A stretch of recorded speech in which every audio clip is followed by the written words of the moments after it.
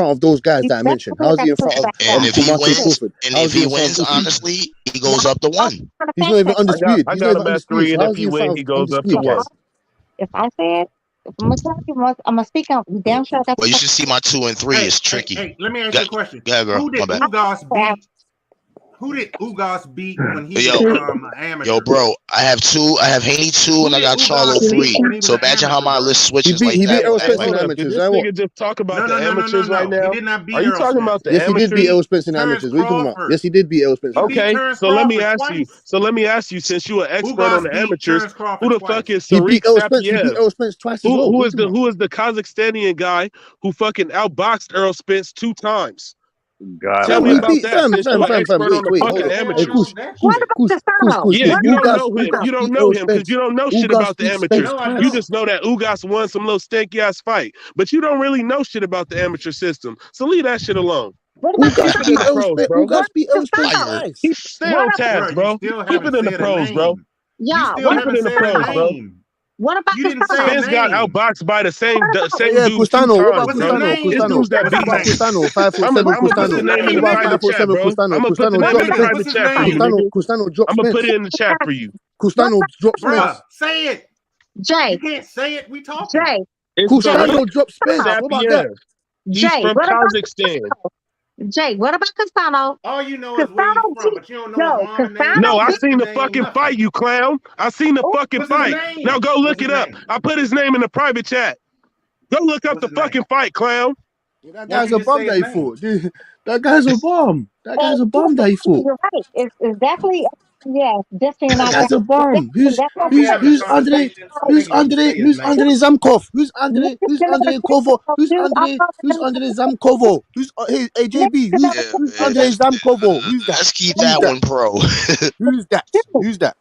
Shoot, I'm lining the fire as stiff as a board, Who's nigga. that? Lining Who's the that? fire. Who's Sorike? Who's Sorike? Who's Sorik Sampion? Who's Sorik I bet you Sampion? won't enter that name into your fucking YouTube chat, though. I bet that. No, hey Kush, there's even a worse guy. Andre All I asked was Sam what his Kovoy. name is. Andre Sam All I asked Kovoy. was what his name. What's his name? I just put it Hey in the private JB, chat and who's I told you Andre 3 Sam times. Why don't you Kayo? just say it? Say it. No. His I'm not name is looking at the Tariq. private chat. His name, hold on. Be JB, quiet so who's he can hear. Andre? Be quiet Who's so he can hear. Andre Hold on. Zamkov? His name is Tariq Matt. Sapiev. His name is No, Tariq Sapiev. He's from Kazakhstan. And I put his name in the private chat for you. no, he lost his last fights. He lost his last amateur fight to Zamkoyov. Who's that? Go look up Spence's amateur resume since you And I looking know up that, amateur resume. I know that because Spence was fighting in England that time. He was fighting in London. The last dude that beat him is the dude's name that I'm mentioning. No, And it's that's not the on last. That's not fucking the video. last. Hey, Kush. That's not the last guy to beat him. Look it up. That's before. That's the second to Look it last up. guy to beat. That's the second Somebody to look last it guy up to right beat. now and prove me wrong. Look it up right now.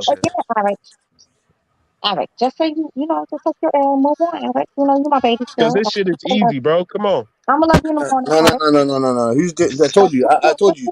I remember this because this was in East London when Spence came here. Who's this? Look, I who is love this? all science, Who Eric. is I'm a this? fucking nerd. I'm a big nerd, Eric. Like a big. Who the fuck is this? You Who the fuck gotta is this? zoom out. You gotta zoom out a little bit. Butch. Who the fuck is that? Loss. Who is That's that? another loss. Show And me that's his the last fight. last And loss that was in before the ends. That was in the ends because Spence Oh, came he here lost in to the East. ends? Yes, because I remember that. It was in East London, Canning Town. You're He a big lost to nerd. this guy. What you know about the first round Show here? show The the guy guy you're that I talking was about. talking about. The guy you're What you know talking about Wow. is right here. about Pat The guy you're Checkpoint, talking Eric? about. That shit was mad dope to me. Like they had that He's monkey right with here. I believe That motherfucker right there, he Yes, him. fight the the same first style round. like Bud. And then He look, fight a slick style like Bud. lost.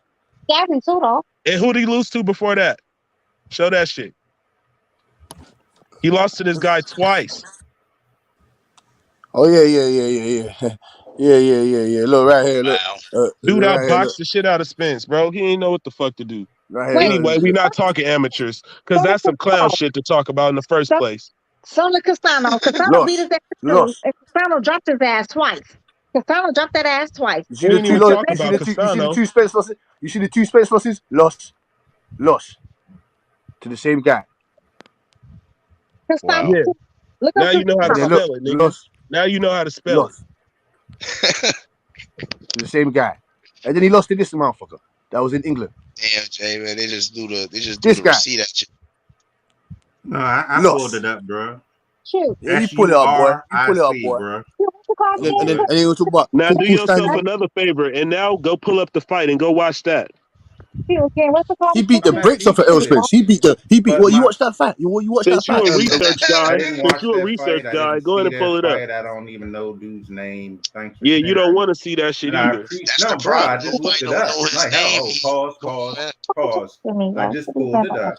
Thank you for I never heard of his name either. I never heard the nigga name before, and I'm sure most of the people on this chat never heard his name before either. Because he never fought in the pros. He was we heard of amateurs. We heard of Costanzo though. Because he never fought in the pros. He was just an amateur. Costanzo. You see, the amateur system is different. The amateur system is different. Hold on. Very different. Very different. No, he hates fighting these Yeah. Russian guys, To boy. name is because both of them fought him. No, Who he else hates did Tariq fighting. beat? No, Look he up hates Tariq fighting these shit. Russian Look up guys. Tariq shit, Butch, and tell us who else he beat. Because he beat more than just Errol Spence. Oh yeah. This guy's declared. This guy's a declared amateur. That dude's Only fucking reason cold, I bro. brought up Ugas is because Ugas fought Spence, and he also fought Bud. That's the only reason I brought his name up. You want to bring up some names and this, that, and the third that didn't fight both of them and people that we never even heard of before. And people don't All even right, know you that got Bud me. actually You won got a me you beat on guys that. in But his career, and he couldn't get I'm him. talking about the last couple of months. Errol Spence beat Ugas. So you talking That's why about I a brought his name up. 35-year-old So Ugas don't even versus a you're fucking doing too much. 18-year-old Ugas? Bro, you're doing too much, bro. Stop. So you talking about a 35-year-old Ugas? I'm talking I about know. I know. Earlier in Crawford's career, when he was younger, he did call out Ugas at one time. In his career, he called him out. The fight never happened. fight that took place a couple months ago. Come on, man. You I'm talking about when they were young. But you're comparing it to a fight that happened when these two dudes was fucking kids. That's the problem. No, amateurs don't count.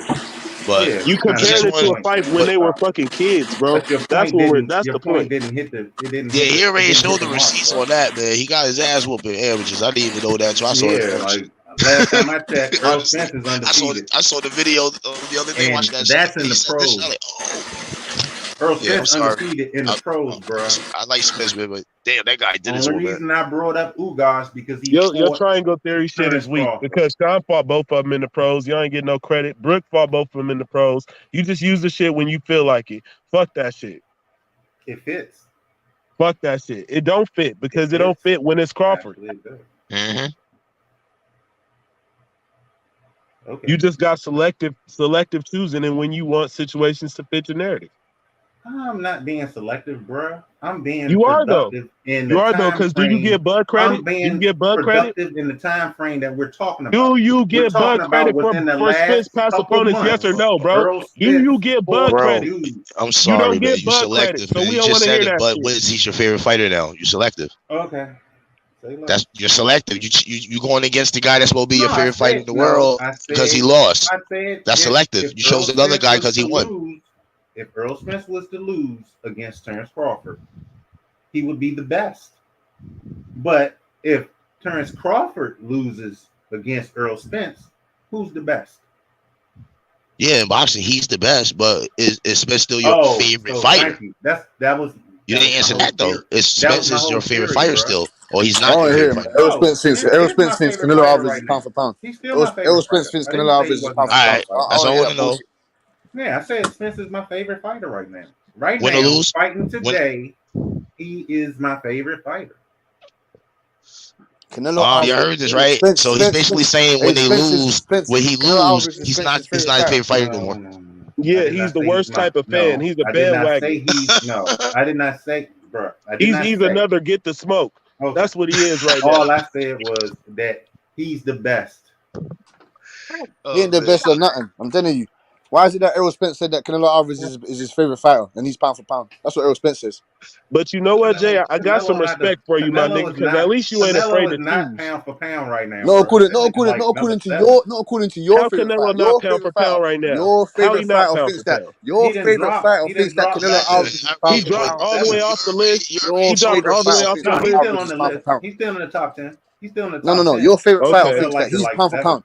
Your You favorite basically fighter said if thinks your he's pound favorite for pound. fighter loses, he ain't your favorite fighter no more. The guy that Your won favorite, is listen, fighter. I hey did Alden, not say no, he's not my favorite your fighter favorite no fighter, more. Errol Spence says that Canelo Alvarez is doing things that That's no one else is selective, doing. Is that true? Is that true, JB? What's your question again? Errol Spence said that Canelo Alvarez is doing things that no one else is doing, not even himself. Is that true, JB? No, it's not true because this nigga done lost like twice. So Errol Spence is waffling. Earl Spence is what? Is he waffling? Is he waffling? Is he waffling? Yeah. Yeah, I'm in America, so my bad. Oh shit. Yes, he's waffling. So Errol Spence is chatting. Errol Spence is chatting at his ass. Hey Jay, just admit that you just like boxing. You like all fighters. No, wait, Jay, who's 8-5 in the fight between Earl Spence and Devin Haney? He's gonna tell you Errol Spence is the A side. He's gonna tell you Bud Just has keep to. it real, bro. Bud has Come on now. You just to like back up all the Doritos. fighters. You like boxing, but you like all the fighters. No, You I really love don't have a boxing, favorite fighter bro. of fights. It's not really. You don't really have a My favorite favorite. fighter fighting right now is Errol Spence. Okay, you said that. It's a simple question. He's letting it be I clear can't hear that you. he's I a can't hear fan you, of baby girl. fighters. No, this is not a question. He's letting it be clear Let's Baby girl, I that he's can't a hear fan you. of fighters. Yo, let me ask this man a question without being interrupted. So, Jay, who's A side right now between Bud and fucking Earl Spence? I don't even know you're asking that, Mrs. Black. I Man. didn't He's even gonna hear tell what you you said. Errol. Say that again. Give a question. So who's Can A side? y'all? Who's A side, Jay? Who's the A side What? between Bud and Earl? Yeah. Mm-hmm. Earl. Why did Okay. you ask him that? That's what I'm saying. It's a waste of time. It's a waste of time. He's gonna Well, tell you y'all this. already know he Damn. So Let why us is he the A side, Jay? Why is he the A side? And who because told he's brought more people to the seats. He brought He's made more money on pay-per-view. He's You didn't even brought say more free belts. money You in couldn't even say free belts first. Yo, what the hell, man? Mute your fucking phone. Like, damn, you don't know how to like be quiet for 2 fucking seconds. Let her talk. Hey brother, that's not. Hey brother, I can't lie to you. That's not. Let Hey her brother, talk, I can't lie yo. to I you, can't even brother. hear I a can't lie to you, brother. question. I I can't lie can't to you. even hear a question, bro. I'm not gonna see now. You triggered my shit No now. I'm offense, gonna man. be She very about to respectful. school you. I'm the one of the most respectful. I'm one of the most guys with the most respect. You're not gonna tell me to mute nothing. You're not gonna tell me what to do. None of that shit's happening here. The Hey, only Cass. person Hey, Cass. that's gonna You tell me good, what to do Cass? Let is her H. finish him off. Let That's her the finish him only off. person H, and that's it. Cass, don't worry about it. Let her do her thing. Let her finish it. Go ahead, Desi. Don't come on there disrespect you. I'm tired of people because you don't get what you want. You're gonna Bruh, disrespect me. but you No. talking over top of people. Everyone does it, bro. What? Get over it. Everyone does it. Everybody does it. Oh well. No, Oh well. not Everyone does everyone it. does it, bro. All right, No, Cassie. Everyone does it. If you don't talk over people, I've you been won't on get your this fucking joint word in with this earlier. team. Simple. Everybody wasn't doing that, bro. Don't do me, Cassidy. Please Sound don't. like it was you. Oh, I won't. Sorry, Mr. Black. Sorry. All right, thank you. So anyway, so you said because he puts more asses in the seats, he has more pay-per-view buys, right? That's why he's A side, right? Is that the reason why we don't have a fight right now, Jay? It's because Bud doesn't want to recognize Earl as the fucking A side? I don't know why we don't have a fight right now. I'm gonna tell you, okay, he's not actually the most popular. He does not put more asses in the seats. Jerry Jones puts more asses in the seats because he actually buys all the seats for fucking Finding Nemo. Secondly, he does not have more pay-per-view buys because we don't know who has more pay-per-view buys. The reason why? Because pay-per-view does not fact-check any fucking numbers unless they're breaking fucking records. So he's not A side. And you cannot use that argument ever, ever, ever, ever again in history because you know who the fuck A side is. We can only go off what the fucking so-called, old media is telling us, which we already know is full of shit. So the reason why he's supposed to have to fight is not has nothing to do with motherfucking Polly Bud and so-called a fake ass contract with no fucking term sheet, but you can't have not one without the other. The reason why he probably don't have the fucking fight is probably because, Finding Nemo is afraid to find fucking Nemo. That's the probably reason why. Finding Nemo is very much fucking scared. That nigga's very much scared of being flushed down the motherfucking toilet, like most of these like little other goldfish go. So that's probably the reason why. It's not because no A side, B side, D side, none of that. It's not because a term sheet, a fake ass term sheet, a fake ass contract ain't got nothing to do with none of that. Your boy, One Eye Willie, don't want the fucking smoke. He pretty much said it himself. Why would I go the easier route and knock out Sean Porter? And he was not talking about getting all the fucking belts. He was not talking about getting all the belts and clean up his side of the street. Up until your boy Bud moved up to 147 and confronted that nigga. Then all of a sudden he wanted to clean his side of the street. And you know why it was easier for him to clean the side of the street? He was gifted those fucking fights because all of the belts was on his fucking side of the so-called street. Even though Bud put in multiple offers to fight these fucking clown ass niggas, nobody wanted to smoke. To include motherfucking One Eye Willie. You're fucking welcome, sir. I learned you something. Continue on. Okay, so first of all, the first person that Bud went after was Keith Thurman. And everybody was going after Keith Thurman. That's why what he said the other No. I did not interrupt you not one time. I didn't even have to put my thing on mute. Come on, don't do that. Don't do that. Let me say what I got to say. First of all, Bud wanted to fight Keith Thurman when he first moved up to 147. And Keith Thurman, the bitch that he is, was ducking everybody. He was ducking Earl, he was ducking Bud, he was ducking pretty much everybody, like he always do. And he held them belts for about years. So that was the first person that Bud wanted to fight. But what did Earl say? He said, I'm going to clean up this side of the street. I'm about to get rid of Keith Thurman. I'm about to get rid of Keith Thurman. I'm about to get rid of Porter. I'm about to get rid of... That's not what he said at first. That's not what he said at first. That came later on. That came later on, sir. Yo, no, do not lie. Do not tell lies and alibis. You did not See, Mrs. Black. You see, Mrs. Black. You see, it triggers you when you hear bullshit. You get what I'm saying? It triggers you when you hear rubbish. But we're gonna allow JB to finish what he's saying because we didn't interrupt you, and we're not gonna interrupt him. So don't worry, Mrs. Black. Don't worry, Mrs. Black. You're gonna put him in the Foreman grill. You see what I'm saying? You smoked him out. Look, you smoked him out. He's gone. You smoked him out. You applied that pressure and you couldn't handle it, so he's gone now. No, I don't think he left on purpose. I don't. It's not even like his, internet. I'm the most respectful. I'm one of the most respectful guys. All you have to do is say, "Yo, G, take it easy and give me a time to speak," and I'm gonna be quiet and shut my mouth. I'm not gonna come and being rude and all this other stuff. No. Got it. You're not gonna. You might me shut up. You're not gonna do all that stuff. No, you're not.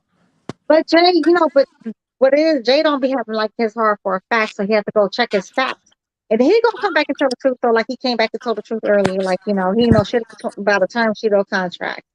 He was just going by like the rest of the fucking Spencer Holic channels.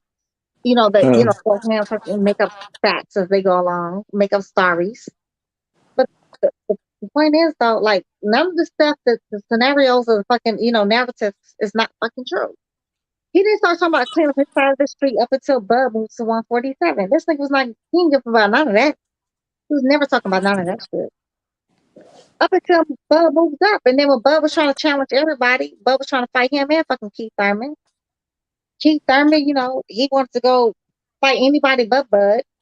And fucking One Eye Willie. And One Eye Willie wanted to fight anybody but fucking Bud. So Bud tried to challenge anybody with a belt. But nobody wanted to do it. Well, if he doesn't believe that Bud pulled up on Spence and all that, he could check the link on the private. Anybody that wants to see that face off between them two, you can go on the private link and watch it right now if you want. I mean, Eric, if nobody ain't seen it's like 16 minutes worth for them two. Right. If nobody actually believe that video exists, then they fucking smoking crack too. Mm-hmm. Welcome to Crackville. Welcome to Crack World. And they create a side, and I don't understand why do people keep talking about this side of the street? Like, where did this side of the street? Every word for word and how Crawford was Where did this side of the street come from? Crawford's like, this ain't no Keith Thurman and shit. I'm supposed to be scared and shit. Yeah, he definitely said that. Said all that to that man's fucking face. You know what that man did? Get topped in the put away. The fuck out of here, yo. Cats be mad fucking corny. Not fucking corny. Anything to cat for they fucking baby daddy. A baby daddy who even pay y'all niggas fucking on child support. But y'all still ready to fuck. Y'all still would give this nigga another baby. Yeah, y'all baby daddy's a fake ass nigga. Fuck out of here. Anything for that fake ass dude. Anything. This man has never been like nothing. Nothing ever. Pastor, we been on this. No, that's not just for casuals though. That's not for casuals. You have to actually hardcore boxing fans actually believe in that goofy shit. And they actually spin as a fucking narrative. And also spin as a narrative that he's cleaned up his side of the street. Bro, you would get to those fucking fights. Although you have been at 147 since the beginning of time, since Jesus was fucking dirt. But somehow, you got to clean up his side of the street. Get the fuck out of here. How the fuck you miss it for 2 years, 2 years, pretty much 2 years in a row, but you get to come out straight out and fight fucking Ugas. And everybody says, but who don't want to fight? Get the fuck out of here. Niggas is gifted fuckers.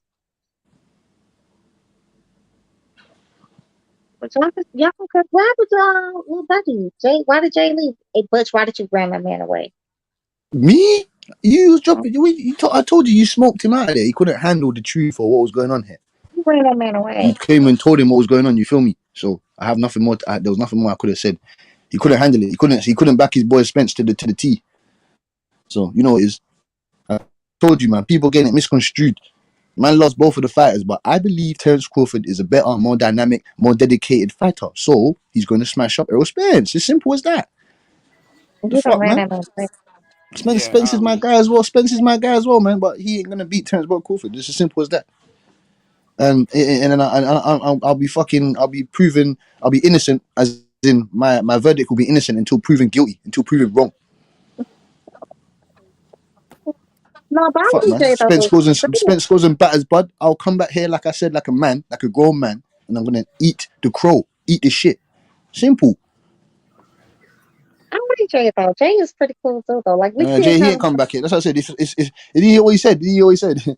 If Errol Spence loses, he said, "Oh, I'm come back here." He ain't come back here. He ain't bringing his ass back here, man. He ain't bringing him, Ben Israel. They ain't bringing their ass back here. They ain't come back here.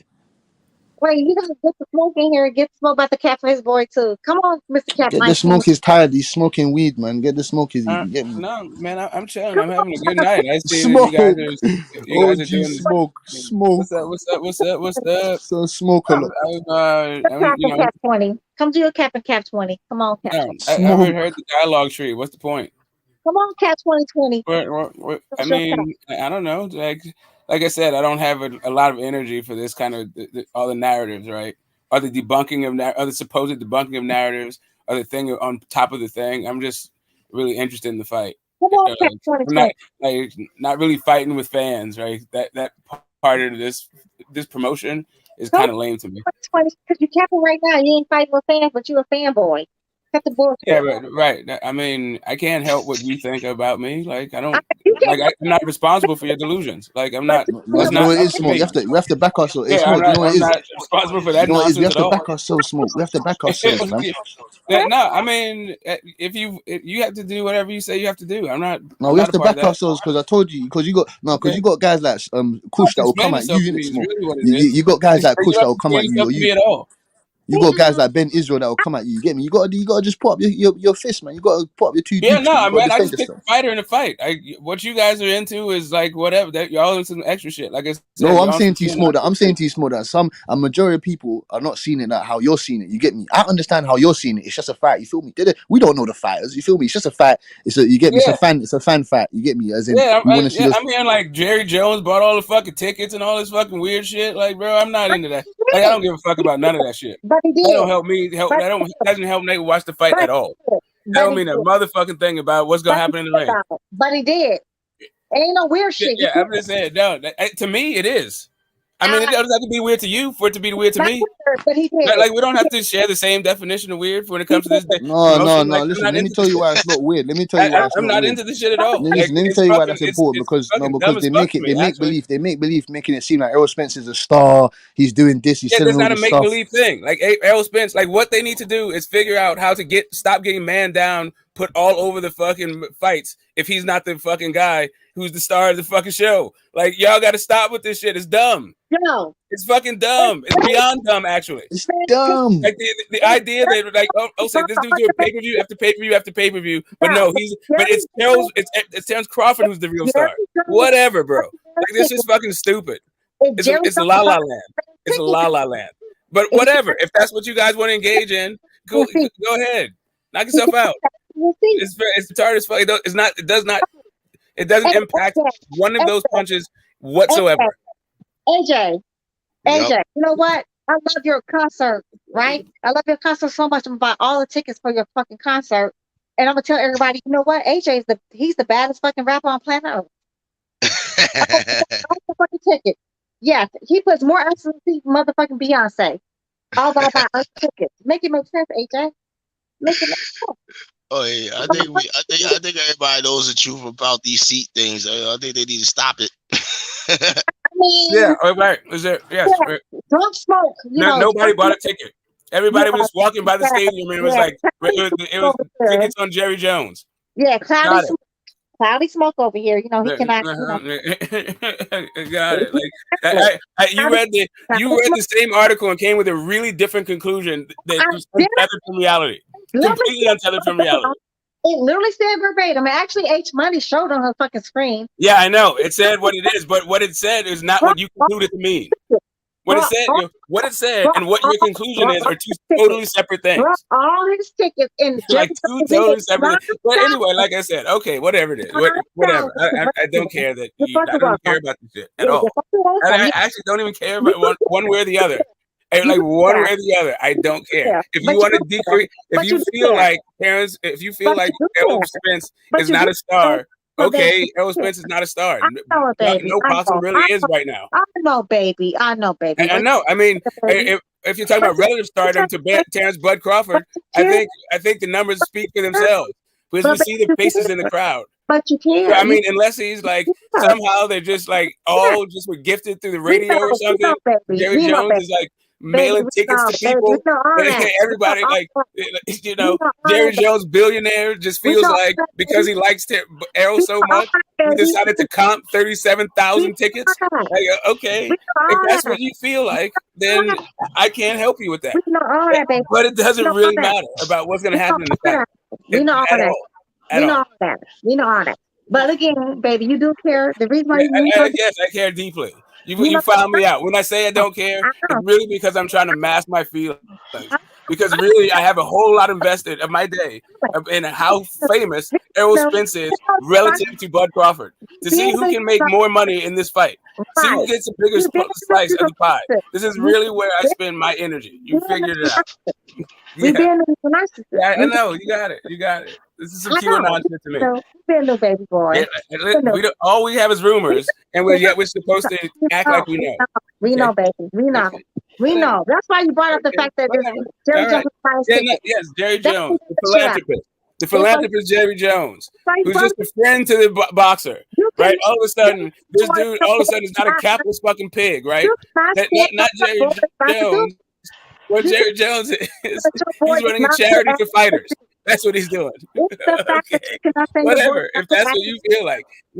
Jerry Jones, the devil incarnate. The dude that told you don't kneel, stand the fuck up and play football. That guy, all of a sudden, is now a big-hearted JJ.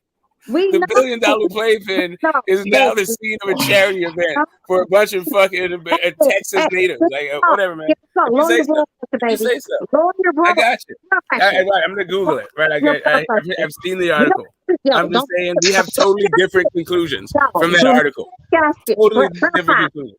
Grandpa, do not blow a gasket. Lower your blood pressure. Lower your blood pressure, baby. Lower. Now are you ever gonna stop jacking my lines and then using them back on me? Like, come on, man. But lower your blood pressure, baby. All right. Do not blow a gasket, baby. I'm sorry. We're gonna get the fight though. That's really all that matters. To me, we're gonna get the fight. Yeah, I think it's gonna be a good fight. I don't care to. I don't care to. If you, like I said, whatever you feel is correct about the nature of his popularity relative to Bud's is fine by me. Do not raise your blood pressure, okay? Right now, do not do it. What the fuck does this have to do with anything? I'm telling you, I don't fucking know, man. I don't know. Somebody, their little buddy, not being, So you truly, your heart believe that Jerry Jones bought like 38,000 fucking tickets? No, it's truly that. It actually did say in the news article that he brought all of fucking little buddy's fucking tickets. Yes, and then he's resold them for a profit. Hey, it's not what Destiny made up. It's what the fucking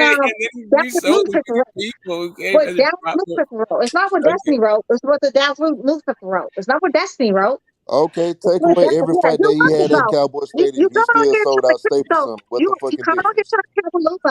What's the difference? He sold out Stapleton too. Jerry Jones ain't buy them damn tickets. Mr. Cat 2021. Can I always try to catch somebody fucking Finding Nemo if you're a motherfucking foul? Why don't you go Google the facts and come back and talk to me? And I'll be here listening. I'll wait all summer long. Okay, take away the Dallas venue. He still sold out Staples Center. No, What's the again, point? let's not take away that shit. We cannot take away what's facts. Facts is Jerry Jones brought Mrs. Black, no, Mrs. Black. He said that he sold out the Staples Center. He Okay, sold out the Staples Center. yeah, that's what happened. Do you understand how the Staples Center, how big the Staples Center is? Do you understand they only rent out sections? So do you understand they only rent out sections? Do you understand that? They only rent out sections. So Errol whatever Spence Jr. is not the section, only person that they so do that shit for. whatever section they Everybody rent got out, fucking comp tickets when they they have only have but it was not comp tickets. It was 12,000 comp tickets that he brought. It was the whole venue. He brought up the whole fucking venue. You're fucking welcome. And they said Jerry Jones needed 9,000 tickets to break fucking even. This is not that's not like this shit. Nobody can fucking kind of wrote this shit besides the fucking Dallas Star or who the fuck they were. Telegraph or some shit like that. A Dallas newspaper. None of us wrote this shit but them. They said he brought every last ticket. All the tickets. All of them. Not one, not half of them. Not one of them. All of them. All 12,000 plus tickets. You're fucking welcome, sir. Don't come Yes, don't and it goes You on to forgot to say he mention needs to that sell he sold 9,000 of them them to for break profit. even for the purchase. Don't come on and try to fucking So how many did actually sold was 37,000? 19 up here. Don't be like Cat 19 who always gets the smoke. Okay, This nigga always gets the smoke. We always know the narcissist, aka serial killer with all the bodies in his fucking backyard buried. You know what I'm saying? It don't matter. It don't matter who bought that nigga tickets. He's still gonna get beat, He man. brought all the tickets though. Errol Spence. Nigga gonna get beat, man. AJ, what was the article you read to us that day? AJ, what was the article you read to us that day? He's not I was talking about. He's not even. He wasn't even a Buzz fan. AJ, what was the article said? Well, it said that Jerry Jones buys between 9,000 and 11,000 seats. I mean, AJ ain't no Bud fan, but he got that nigga as a background. You hear me? He said 9 to 11,000 tickets. Exactly. Q wasn't here when I was telling y'all on me. Oh yes, I was. Oh, you yes, was I in? was. All right, bro. I was on the panel. I'm glad people see that, so people don't think I'm a switcher or nothing like that. I gave my reason to it. You know what I'm saying? I'm going with Bud. Bro, it ain't got nothing to do that. It is So you ticket saying buy that season. Jerry It Jones is bought 9 ticket to buy 11,000 season, but tickets? niggas don't really. I ain't gonna lie to you, niggas bro. don't care We talked about this a while back. We looked it up. And there's an article where Jerry Jones buys 9,000 out of the 11,000 attended to the game.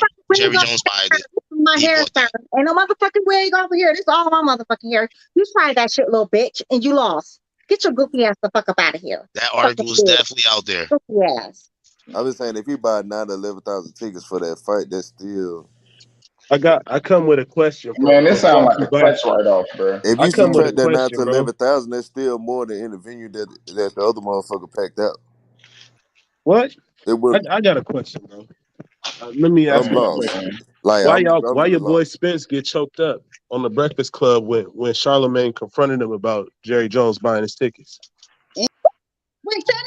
Since it ain't true, why he say, I don't know nothing about that and get all choked up when Charlemagne questioned him about the article about Jerry Jones purchasing the tickets? Remember the shit that I said. Oh, you ain't see that? I never said that it wasn't true. I asked because I didn't know. No, he believes that Spence is going to lose. He believes Spence is going to lose, man. That same question could be posed for Smoke. You answer the question. I asked the question because I didn't know. I didn't say it wasn't true. Right. Hell, if it's true, it's true. What the fuck I'm gonna do about it? No, but Flossy Boxer, you believe that Spence is gonna fuck up Crawford, right? Definitely, I do. But it don't mean I'm gonna argue with the fact about a motherfucker buying tickets. Motherfucker bought tickets, they bought tickets. No, break down how Spence is gonna beat. Well, stop defending the shit up here, then. Man, I'm gonna break down why Spence gonna lose. Man, I want to hear it because hell, I had a 3-hour live about this shit, and it was a whole bunch of Buzz supporters that brought up Spence been drinking some more shit, but nothing about boxing. Nothing at all. It ain't. Yeah, I'm gonna keep it straight boxing. I'm gonna keep it straight boxing. I'll keep it straight boxing. I'll keep it straight boxing and intangibles. And this just one. I'm just throwing this out so niggas can turn up. The reason why he gonna lose, bro, because the nigga got his ID attached by a sparring partner. What the fuck you think gonna happen when he get in there with Bud, man?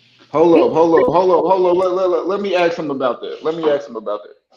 He literally said it. Hold up. Is the reason why Bud said he ain't want to fight because he was going around here talking about that the fight 60-40 and 70-30 and 80-20. That was when Bud came. That was when Bud came out and said that he said he was like that fight behind me, bro. I wouldn't, cause that's some old shit you all in front of people doing this and that. But then, lo and behold, a year and a half later, he come out and say, Nigga, I was just kidding. That shit wasn't easy. You know what I mean? That shit wasn't even serious. So why the fuck people keep bringing up, Bud said he didn't want to fight. Bro, it's because a nigga doing some weird ass shit like that, talking all this stupid shit, my nigga. On me, if I'm standing in front of a nigga and we gonna be fighting and he talking about, nah, nigga, it's this and that. Well, I'll be, nigga, all right, you can have it, my nigga. I don't even want to fight this nigga. I'm gonna leave. And then when I leave, a nigga come back like, man, you see, the nigga don't even want to fight me. But you were the whole time like, nah, man, this 70-30. Wait, lame ass shit on, bro. Not too bright, but you missed too. It's T-O-O, Miss Ma'am. So how you gonna call somebody not too bright? You didn't even spell the fucking the word too right. It's T-O-O. You're fucking welcome. I just learned you something, Miss Ma'am. Don't do it. Don't do it. But that's all. But that's all the time. But going. Let me see when Bud say he ain't want to fight dude, because that's when I heard he said he ain't want to fight that nigga because he was bullshitting, talking all these percentages and all that extra and shit like that. Good fight. Both of them did good. Did you think Mo was in the fight? Yeah, of course. Virgil was slowing down, as you can see. You know what I mean? But Mo got caught with a couple of good, clean body shots that slowed I couldn't pulling up the Virgil shit. He trying to show like the little weak ass recording. They don't like to put context on shit. They like showing little moments. Terence, but your status, because of your status, a lot of people want to fight. This that casual pack right here. Yeah, he's smoking on you right now. nigga, I'm about to roll up on you right now. Hold on, let me get to the. Yeah. You better skip to that court, boy. But it sounds like we established the timeline. He's challenging the timeline. Skip to that quote, boy. So when was that quote? And then let's hear about the supposed 70-30-80-20. And then you got yourself an argument, right? Nigga, it ain't no argument. It ain't no argument. That's the Maurice Hooker. You never said that. Virgil fight, my nigga. Maurice Hooker. That was 2018. So we need to go find a timeline for some shit that we seen happen in real time. See how long that That's what we need to do right now. Virgil literally haven't fought in a year. I mean, you feel like he researching some shit from the fucking 40s or something. 60-40. 60-40 was the Maurice Hooker fight. Bro, this interview is literally from 2021. Him saying the fight would never happen. We know. Yeah, play it. I want to hear him say it. He literally said the fight. He said, "Would that fight ever happen?" He said, "This shit is fucking stupid that y'all doing right now. This shit is stupid." Hold up. He said that's from 2021. Yes, correct. It was just last year. What year did Virgil Ortiz 2018 and Maurice Hooker fought? 2018. So that's not from 2020, my nigga. Sorry, you said Virgil Ortiz and Maurice Hooker? I'll put the link. You said Virgil? No, that was in 2020. That's online.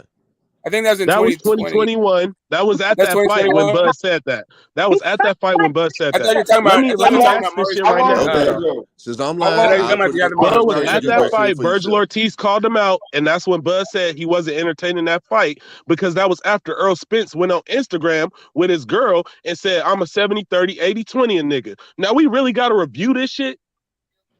I just said that. We really got to review this shit. Your access got denied, man. So now we got to go to Instagram. So now, in order to refute this, we got to go to Instagram to see Bud's Instagram. That's where your boy going and talking big talk. And now we're gonna say that's what y'all go off of. That's what y'all go off of.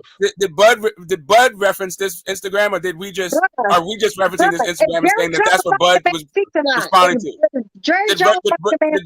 But just a couple of days ago, I heard your old ass on here talking about, Bud said 60-40 his way or no fight. Bud said 60-40 his way or no fight. So you listen to what Bud say on Instagram, but you don't listen to what Spence say on Instagram. You always contradicting yourself because you a clown.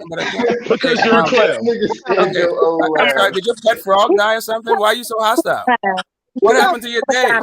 No, you just don't like nobody calling you on your shit, and you don't like my tone. But this how I talk, bro. This how I talk. If you meet me in person, you gonna see this still how I talk. Now we're gonna meet in person in the middle streets of Pasadena. When you meet me in person, you'll see this how I talk. In person, huh? You're now you mad? Now you want to fight, bro?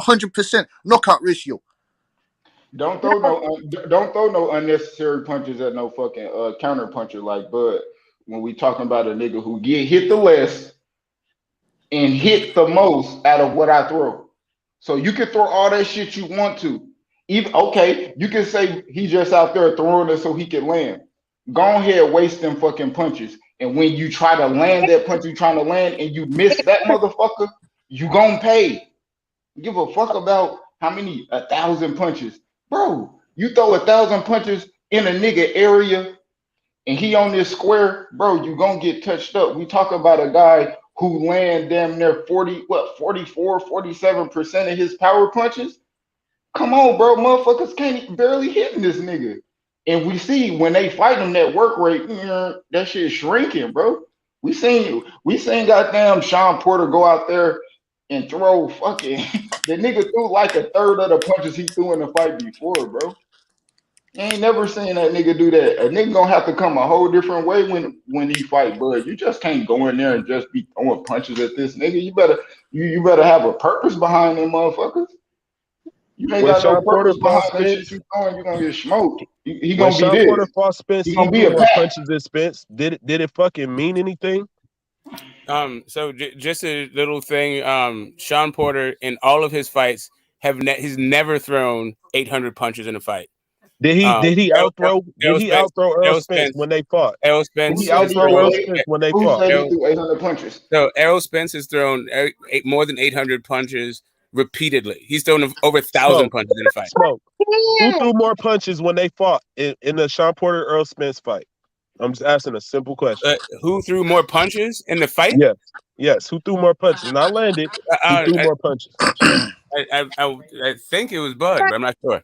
No, I'm talking about in the Spence Porter fight. Can we pull that up? I think it was Porter by a little bit. But did it matter? Punches, not by much. Did it matter? No. Right. Yeah, because you got dropped. That's not how you score a fight. We're talking about work rates. When you talk about work rates, yes, it does matter. When you talking about, I agree with you. I agree with you on something. I'm not quite sure what how's that your mic drop? You could no, I'm just saying. what are you talking about, bro? I'm not talking about the work rate against these two guys. What the fuck? Really? What are you on? Hey, I wasn't shooting a shot. I was just saying I finally agree with you. I know. I don't understand. You went to some other fight and then asked, "What does it matter?" And I'm asking you, "What does it matter?" What does that fight have anything to do with the fact that Sean Porter doesn't throw 800 punches a fight? I wasn't trying to prove a point to you. I was asking you a question. I know, but I'm just understand. What? Thank you for answering my question. I'm trying to figure out what did your question have to do with anything. And if you can't figure it out, what I'm saying to you is, why did you bring that up there? What does it have to do with anything? Especially when they drop your love. If I was shooting a shot at somebody, that shot was for Flossie. If it was a shot, it wasn't even a shot. It was a question. I didn't accuse you of shooting a shot. I'm asking you why that question got you feeling some type of way. Why that question got you feeling some type of way though? I'm just trying to figure out what was the point of the question. I know, and I'm not in a place to explain to you. I'm not going to explain it to you. What'd you say? Hey, drinking water. Okay, all right, cool. All right, I got it. Cool. Hey, salute my nigga Kush, man. My nigga Kush your food. Salute to my nigga, man. Yeah, I know. I mean, this is what happens if you pick Earl. It's just like you guys should wear matching t-shirts, like I said. So you admit that you pick Earl? So you pick Earl. So you rock it with Earl. Cool. You should figure out like a logo for your club, cool. Like getting like a motto or some shit. Like all Bud all day, something like that, and like roll up and talk about the packs you smoke, all that stuff. You're right, Smoke. Sounds cute. It's fucking adorable. You guys can like big, like laugh at each other's jokes and shit, like have a little inside fucking humor. Hey, it's fucking adorable. I don't think he's gonna help Bud though. I don't think he's gonna help Bud win the fight. Punch ass. You look at both their last fight, it ain't that much of a damn difference. Smoke, you're right, Smoke. At all. But go ahead though, like yuck it up, have a good time. You're right. It's it's good for ratings, right? Smoke, you're right. You're right, Smoke. You know you're right, Smoke. Hey, Cushion Magician, how we just turned Smoke to a pack, man. The drunk niggas, Q. Niggas that be drunk, they drunk in love right now. Everybody's drunk. That's what's happening. It's drunk time. No, I just find it funny, bro. Like when I point something out or I ask a question, everybody can comprehend what I'm asking or what I'm trying to point out, except you. But you're smarter than all of us. That nigga not smarter. Okay, if they feel like they understand what you said and they find it funny, cool on them. I don't get what the fuck you're saying. This shit sounds fucking dumb.